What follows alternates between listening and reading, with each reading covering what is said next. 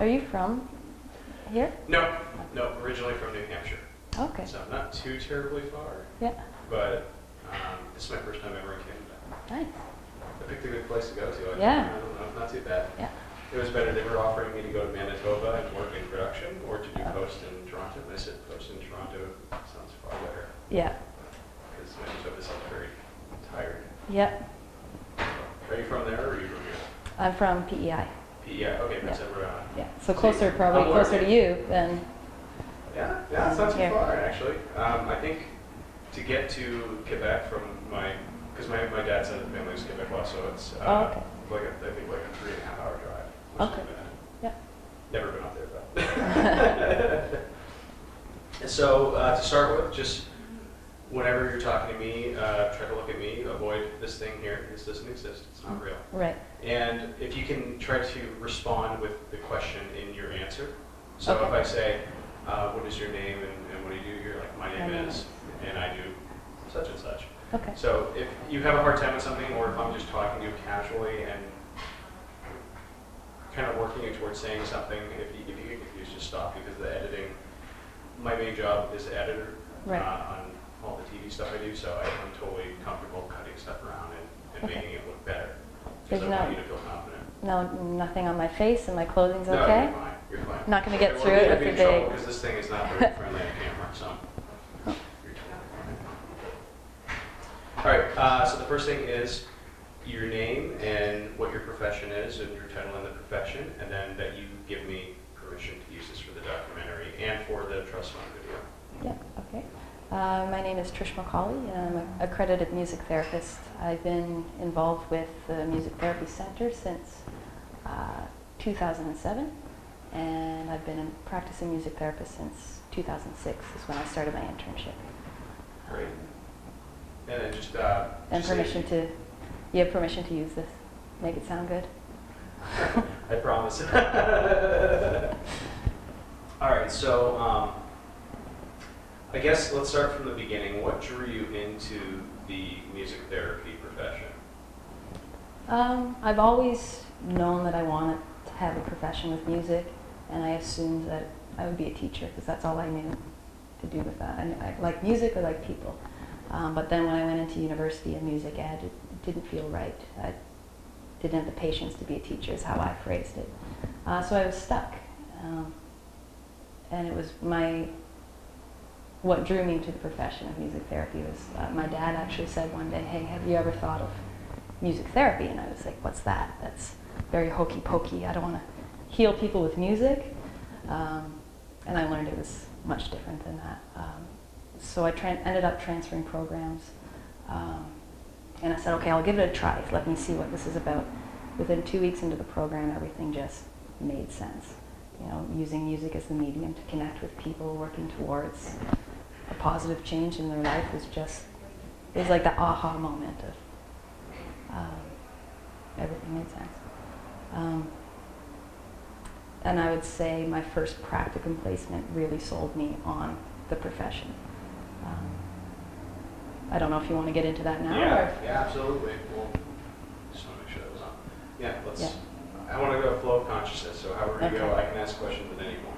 And if I get off topic too, redirect me to the question. I have a tendency to do that. So I wasn't, once I started the studies, it was just the intro classes. And I would say the boring part of the study was so interesting to me that I knew I was hooked. But then my first actual hands-on practicum placement was in a long-term care facility for children. And this was a setting that was really hard for me to be in. I didn't understand why people should be living with such disability. It didn't seem fair. You know, how can this happen? What is their quality of life? And my first client that was referred to me was 4 years old, had a series of developmental delays, was 100% visually impaired, 100% deaf. I said, how am I going to use music with somebody who can't see, who can't hear? What do I do? And this kid came into the room so full of life. She scooted across. She could feel the energy of where we were, even though she couldn't see us or hear us. Came right over. We had this gathering drum that was 4 feet, in diameter, like a drum bigger than the child. And she climbed up on top of it. And so I started hitting the drum, and the squealing and the laughing that came out of this child, she started, actually put her face against the drum too, and she licked the drum. It was clean. It was good. And just that connection, you know, immediately saw that how music and the elements of music can just break isolation. And all of a sudden she's connected to the outside world. She's outside of herself. And the quality of her life, just seeing how it's changed. I was hooked on this profession ever since there. So you would say that it's, as much as it can be the melodies and all that, but for somebody who's deaf, obviously, they're just feeling the vibration. Right. So do you feel that that's an important aspect to this music as a means of therapy? Absolutely. Yeah, I mean, we can connect to music in there's so many different elements to music. I think that's the beauty of it, you know. If somebody's not connecting with a melody, they might be connecting with the rhythm, the tempo, the dynamics. You look at different styles of music, hip-hop, right? We're connecting with different elements of the music. It might not be the lyrics, it might not be the story, but it could be the beat, the rhythm, the vibrations. So absolutely. How would you, well, I guess it's different for everything, so let's just do this. Like, how did you come to know about the center here? I did my training in Nova Scotia, and then I had moved to Toronto and didn't really know the music therapy community at all. So I just started looking up. I'll let that phone go, sorry. Okay. Actually, I know that's going to be on there. I got to raise this up because Okay. with your hands, I'm noticing the big shadows on you. So Oh. I don't want to do that.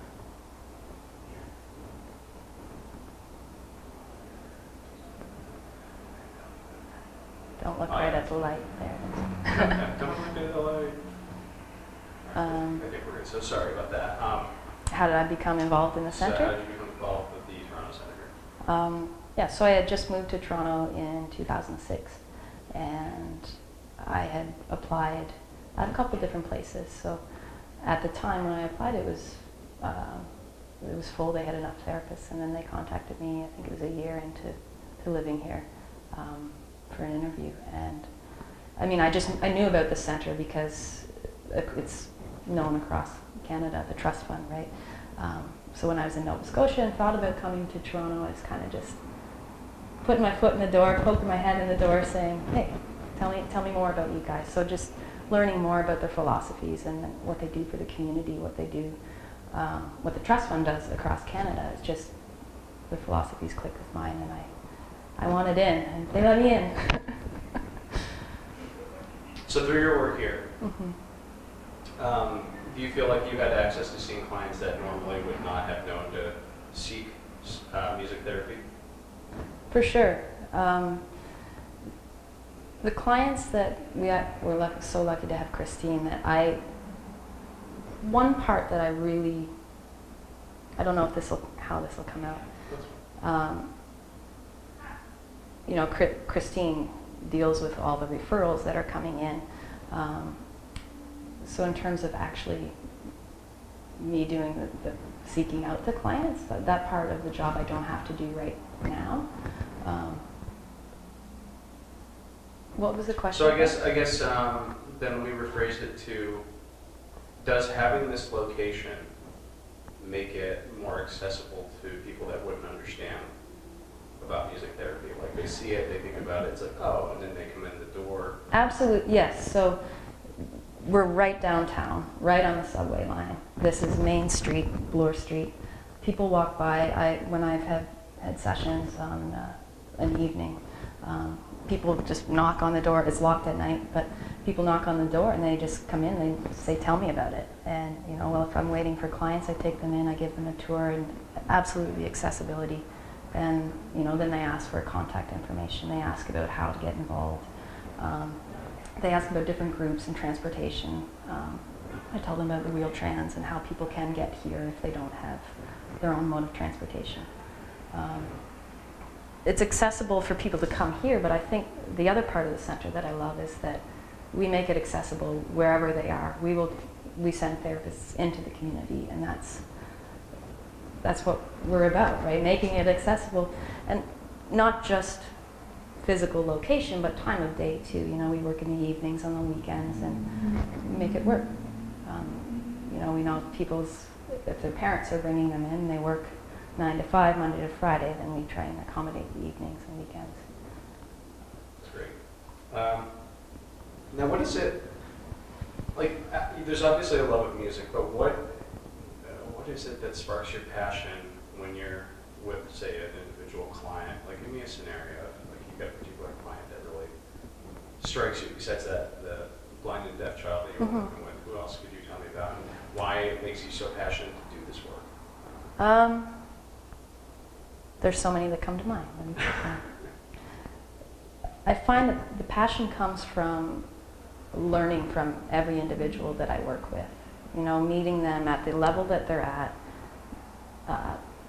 in a non-biased way. I want to see the person that you are. I want to know what it is you want from music therapy. You know, let's start with getting to know each other, building the relationship. I think my passion comes from building that relationship, because every single client, you're going to approach that differently, right? It's like meeting anybody, right? Where's our common ground? So I find my passion, I love assessments. I love meeting somebody brand new.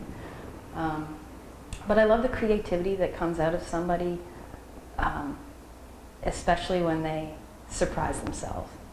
Sometimes they'll start singing and I'm like, I don't even know where that came from. So it's like my passion comes from their passion too. I'm trying to think of a clinical example. There's one man that I had worked with who had schizophrenia, and the main symptoms that interfered with his daily functioning, at this time he was an outpatient, that interfered with his daily functioning were the disorganized thought. He also lack of motivation. So for certain treatment programs, he wouldn't leave his house. He wouldn't have the motivation to take his meds. He wouldn't have the motivation to do anything. So disorganized thinking, lack of motivation, and lacking emotional response is very flat affect. So, but when it came to music, it was this medium that he just, it's hard to find the words sometimes. You put Fleetwood Mac, you put Neil Young, you put Bob Dylan in front of him, and it's a whole new person. Music therapy was a way of accessing the parts of himself that otherwise he had trouble accessing. So the sessions, his sessions, some examples of what we would do is how would we work on his disorganized thought. We'd start, music is organized sound. So first of all, even just using a familiar song, it's organized, it's predictable, his attention span is there. But we would then start to use tasks with that music. So we started doing a recording project of him singing on a CD, but having him be a part of the process. We're going to get him to pick the set list, the instrumentation, and then, you know, for one session, this is the song we're going to do, and helping him with that organized thought. And then you can start to see how that can translate into other areas of his life, right? Okay, so when we're doing this in a session, how can we look at the rest of your day? What other programs do you have today? And start to work on scheduling and organized thought. And then you look at how that accesses his emotional response too, right? He's coming out with, he's feeling the music. He's talking about memories with the music. And just accessing that emotion. And then that can lead to the verbal counseling too. So, yeah, I don't know if I went on too much of a tangent with that one. But. No, that's perfect. That's exactly what I was looking for. So, for somebody who doesn't get the science of it, however much you can try to give me, like, is it just that music accesses a portion of the brain that allows this information to come in, or is it that because, you know, maybe it's self-imposed blockages that occur, that when you're in the music mindset, it changes how you're processing information in the brain? Tell me as much as you can about that side of it. I find music accesses areas of our brain that even if they're inhibited by other things, by illness, by disease, music can still access For example, let's look at working with someone with dementia, where their short-term memory is extremely inhibited, but their long-term memory can be accessed, but through speech. Say if they have aphasia and they're not understanding your speech, music connects with them in a way that can access those memories. They can remember lyrics to a song. They can remember melodies. They might not understand why they're remembering this, but then you work with them on that.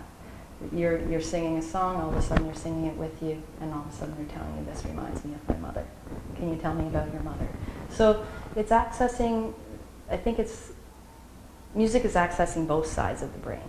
It's got our creative side, it's got our logic side. The creative side, if you look at music on the right side, I would say the creative side is the melody, the harmonies, the emotional side of it, and the logic side would be the rhythm,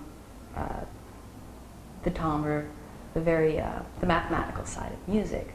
So when we're using both, it's working both sides of the brain, that when it's inhibited, we can still access other areas, if that makes sense. Yeah, fantastic. That's a very clear, concise way of... I find when I think of the science side of music therapy, I think of areas, because I think this is the hard part with music therapy, is that it is hard to put it in a test tube, right?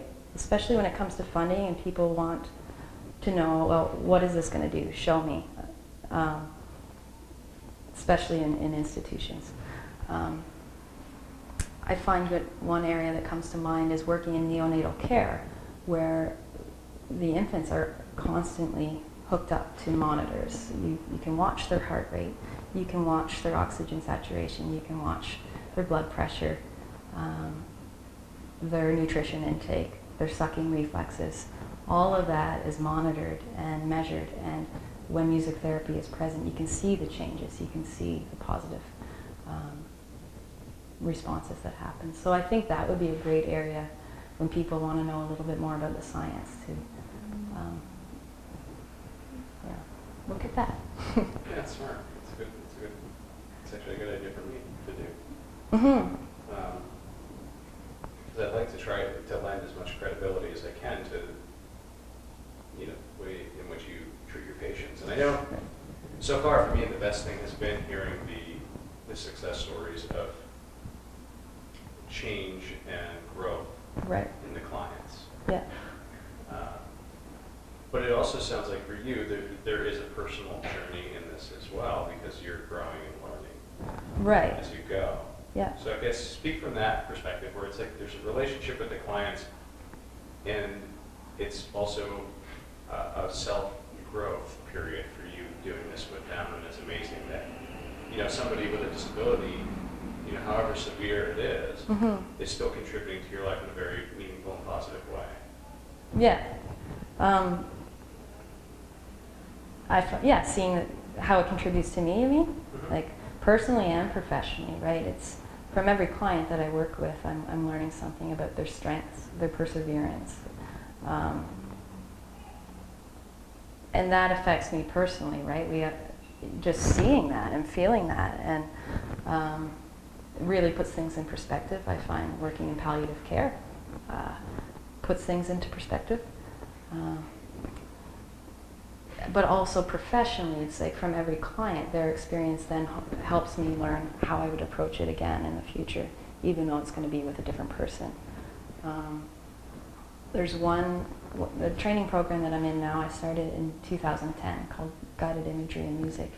And it's a psychotherapy training where within the training, using music listening, and within the training we have to go through our own psychotherapy too. And I think that's a beautiful way to learn, of being the client and being the therapist. And so how do you think, I don't know how therapists think they can use themselves as a tool without going through their own therapy.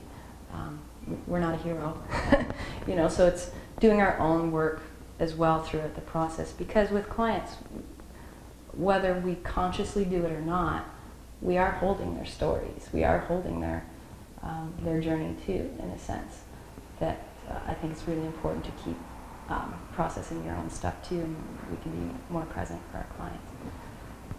Absolutely.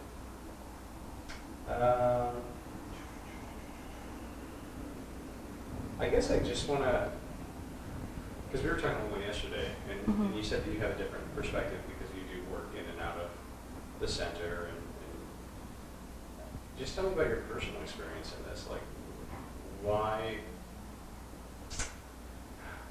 it's important for you to continue on this journey, doing what you're doing, to work with these different groups and individuals, to share the information. Obviously, you were a big part of the march yesterday. Yeah. You know, let's talk about that a little bit. Well, when you ask that, I get goosebumps too. I can't say enough how much I love my job. I find, so the question is, what's my... Hold on, this unless I have the audio going separately. Okay, go ahead.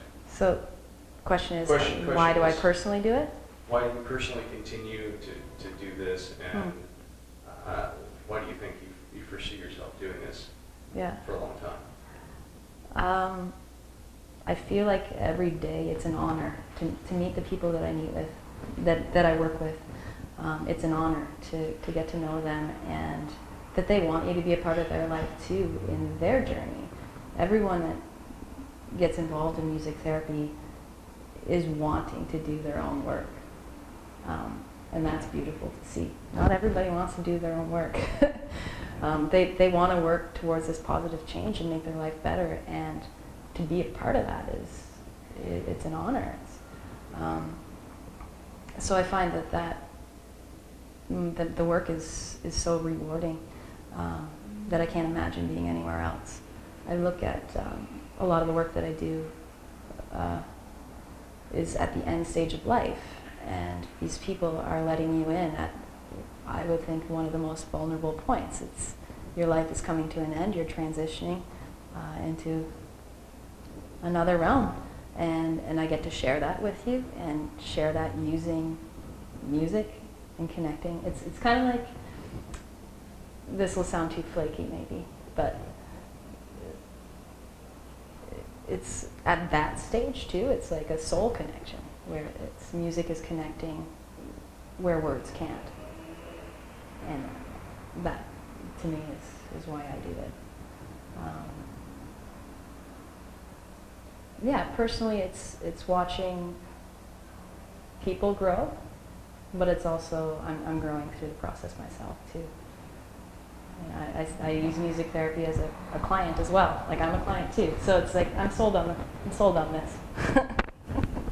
If somebody hadn't ever come across the center or music therapy in general, how would you tell them about it and explain to them that it's something that we can all benefit from? Like, if they were to just say, what is music therapy? I kind of explain it as, it's this mic. If you think of any form of therapy, we come to it because we want help in a certain way. There's a part of us that's broken, there's a part of us that we want to look at and change. And I think music can connect with that part in a way that sometimes, in a different way than other therapies. I wouldn't,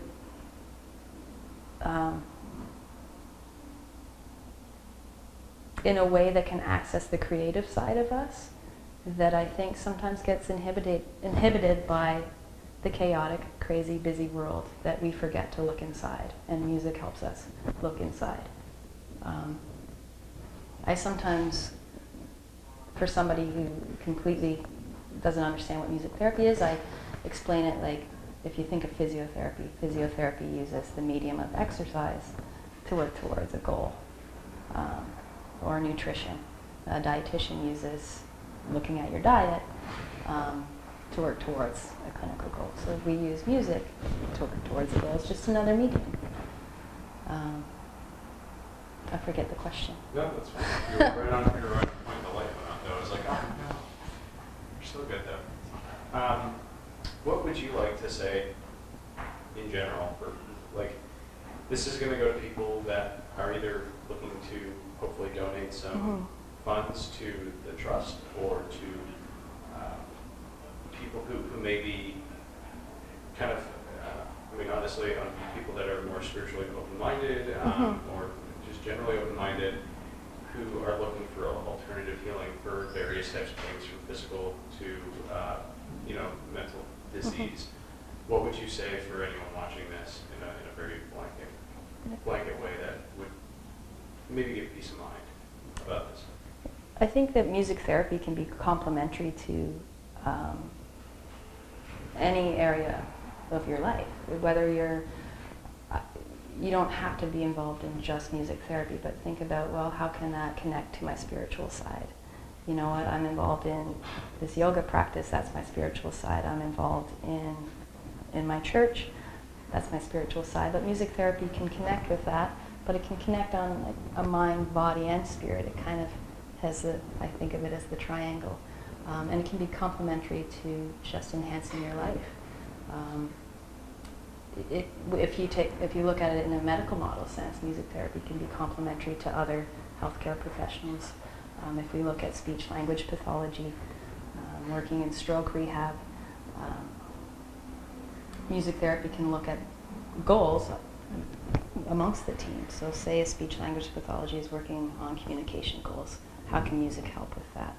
I've had one SLP say, can you help them with their volume, their word production using singing? So looking at those very specific medical model focus, that's one. To the bookend of the more holistic approach, looking at music and spirituality and connecting to our soul. Yeah, I love that. Okay. You're doing great. I mean, this is all fantastic stuff. I just keep checking over here to make sure I'm not running out again because I don't know when to stop. Yeah. I don't know. I guess. I would think of it. I think of music therapy in the psychosocial approach. It's looking at our mental health. It's looking at our spiritual health. It's looking at our physical health, and where are we looking for support? But it looks at every angle of ourself.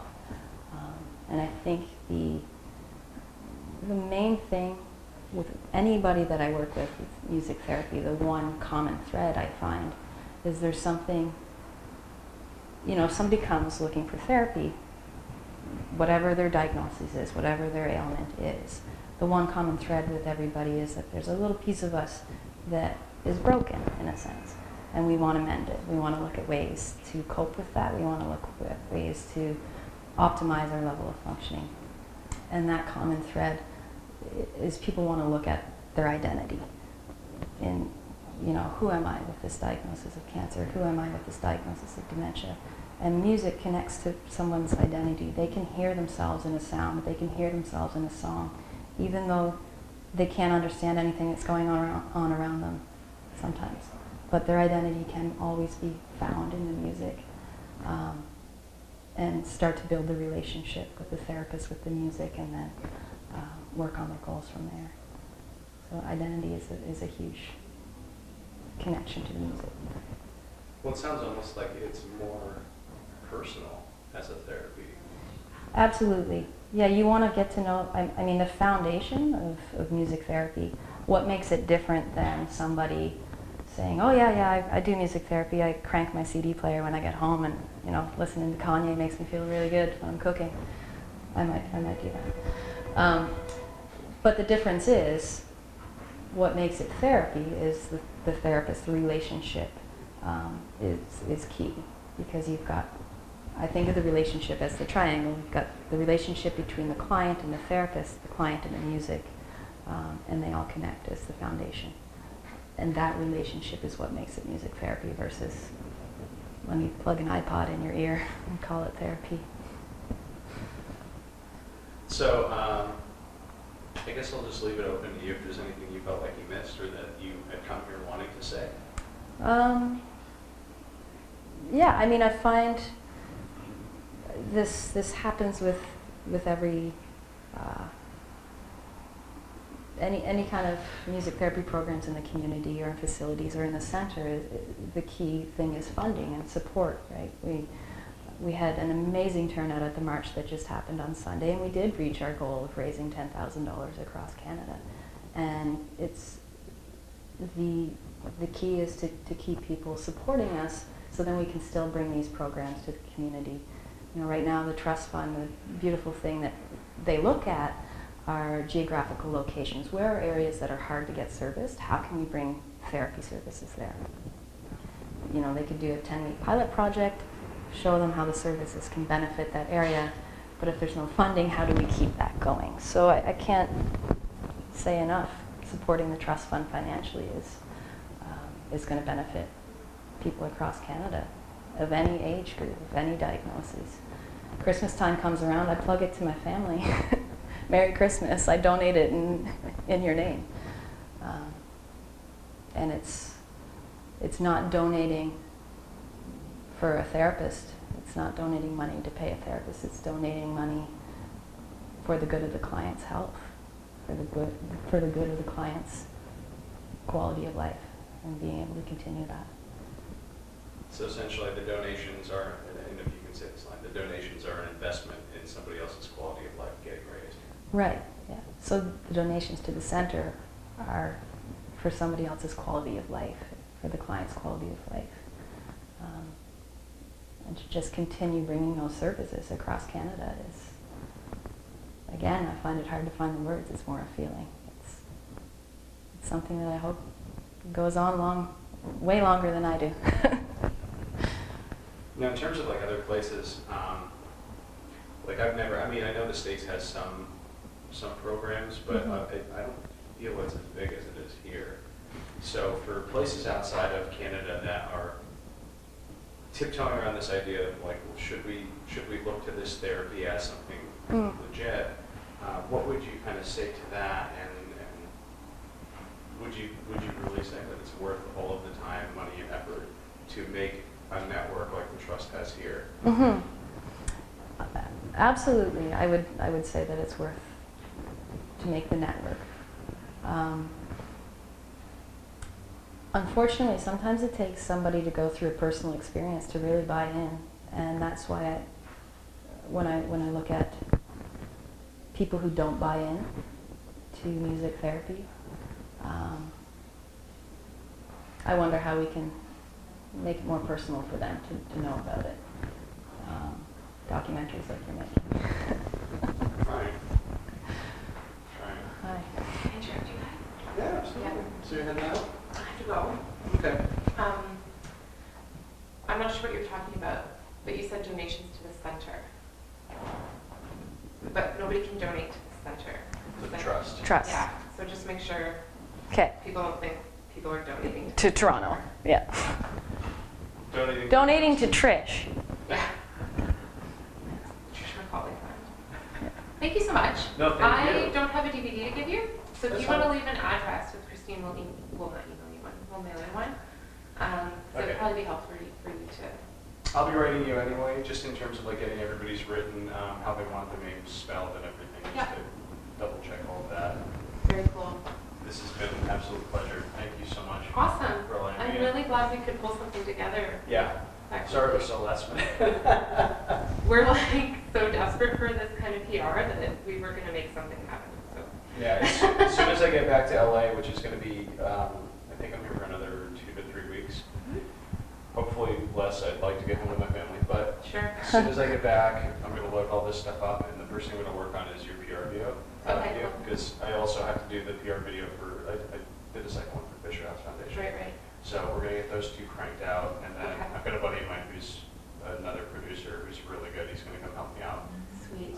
So we'll send And you let some us stuff. know then, which maybe you'll do on whatever you send us, but like let us know what we can put up to thank you, like logos or names or I whatever. appreciate that. Thank you. Because that'll go up on our website and in our printed stuff. Yeah, I mean, it's not, I appreciate that. It's not about that for me, but. No, but we want to make sure we acknowledge you appropriately, so don't let us guess. Touche. We don't want to guess. Yeah.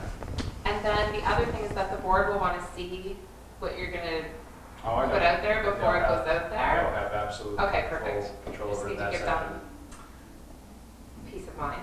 Yes. Was that Totally understand. was that last one about the donation is to donating to the quality of life of our clients?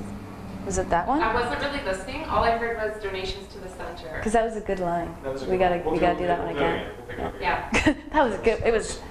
It was his recap of what I said. He's like, so what Nice. you're saying is. That's why he does what he does. Well, yeah, I have to have some gifts. It's not music, so. All right. Thank you, Trish. No problem. Thank you so much. So nice to meet you. Oh, you're a hugger. I'm a good hugger too. See you later, guys. See ya. Bye, Christine. Have fun with the mother-in-law. Thank you. I I think it was that one. Yeah.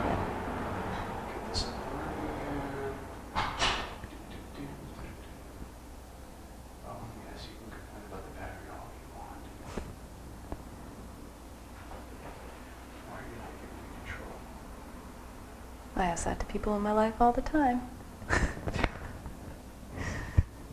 No. What happened? Off.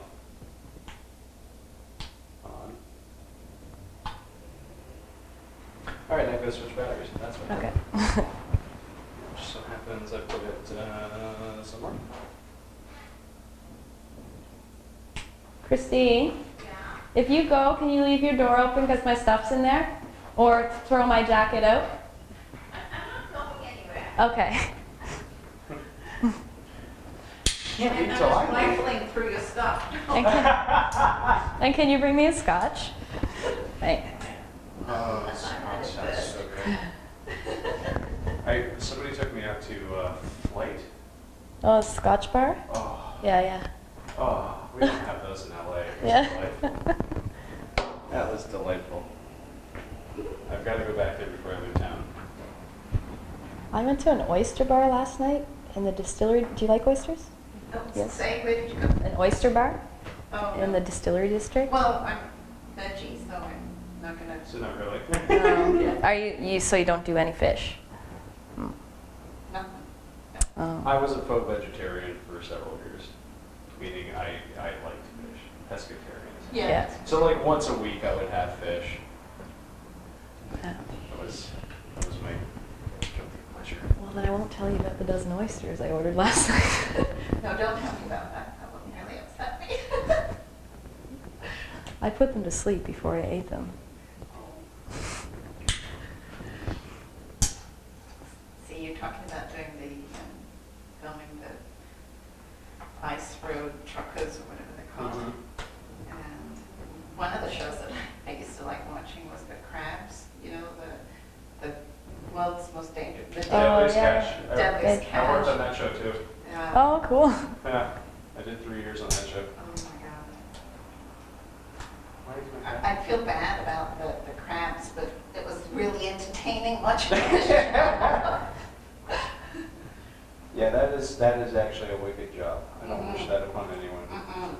When those big crates are coming over and the ship is rocking and rolling and there's ice and wrapping those, oh my God. I'm going to have to try a different battery. This one's giving me a hard time now. Okay. I'm using this gear for months with no problems. But you want one more quote. And that's what happens. You know, Yep. it's always technology's way to get back. How red is my neck? No, it's not. You're good. You're doing good. Sometimes I just start talking and I'm like, I forget where I'm at. I mean, I do that in my life anyway, not just in this kind Yeah, of it's setting. just blabbing. Blah, blah, blah, blah. Yeah. But yeah, this place last night, you don't have to eat oysters, but Donna's celiac, so it's Right. got a whole gluten-free menu. Awesome, like exposed barn bean ceiling, Whereabouts is it? exposed It's brick. a friend of mine. Right beside Mill Street Brewery. Okay, yeah, that's fair. Yeah. He doesn't work there. Took her out to That's celebrate. Allen's. Where? Allen's, you know, on the Danforth, near the music hall? Oh yeah. I took her out to celebrate the new job. Aw. New job at numbers. I know. I was like, I sent the email. She's a business analyst. I sent the email to my parents being like, Donna got a new job. And they're like, the lingo's pretty interesting, isn't it? I was like, I don't think I'll ever know what she does. No. Other than maybe my taxes. That's a perk. Yeah. I was all excited when she walked in. I thought she had just seen the balloons. So she thought she was a stranger. Yes. Yeah. I thought she was a stranger. And I was like, oh my God, we're reeling them in. Yeah. Aw. Yeah. She was a stranger till I took her off the dance floor.